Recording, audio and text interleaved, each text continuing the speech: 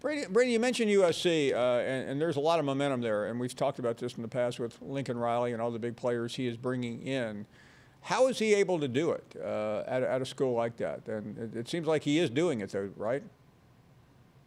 Yeah, he's doing it. It's not through a collective. It's basically through using trying to leverage the LA market. Some USC people who have vested interest in USC being good at football again.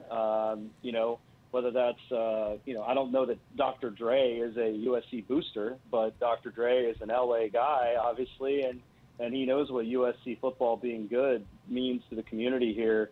So Caleb Williams, happens to, have a big deal with Beats by Dre. Now, I think there's a chance Caleb Williams, someone of his stature, could have had that same deal in Norman because he's a top 5 quarterback. But I think that the appeal is that they're drawing on is this idea that LA's media market is big enough for everybody to get theirs, and they're probably able to show that in some way, before an athlete makes his decision. Talking to Brady McCollough. Brady, so many things happening right now in intercollegiate athletics. So we had one of your colleagues on in the college football platform, Ross Dellinger, talking about what we think is going to be the new commissioner of the Big 12, Mr. Yormark, who is not very well known in college circles, but is extremely well known in the entertainment world. You've watched this up close with George Kliavkoff, who came over from MGM. I realize this is not official yet, but just some thoughts on what seems to be percolating out in the Southwest.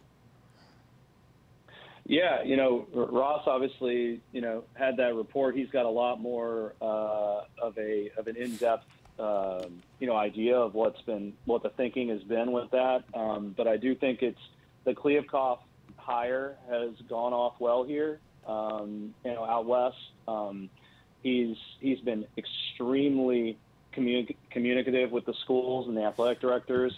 I think he's definitely still finding his footing as a college commissioner, but he's definitely tried to make some things very clear that the Pac-12, football is the #1 priority. Getting Pac-12 football back to where it wants to go.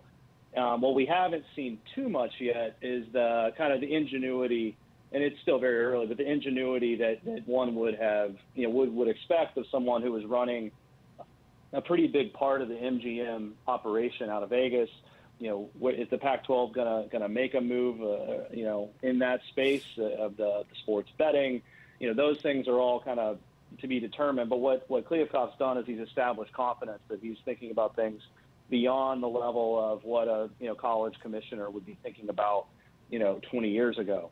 That's got to be what the Big 12's wanting with this hire. The surprising thing, just to wrap up Kliavkoff, is the surprising thing for me has been him being one of the utmost trumpeters of the virtues of amateurism and enforcement of NIL and all of these things. I think he feels like he has to do that.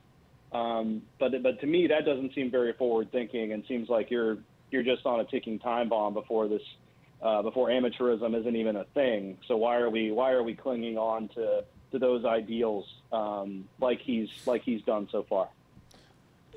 Before you go, there is a season about to begin. I think we have a pretty good handle on the South, maybe even the Big 12. But what's it look like in the West? Is it too soon for USC? And if not, what does Utah, Oregon, et al. Look like?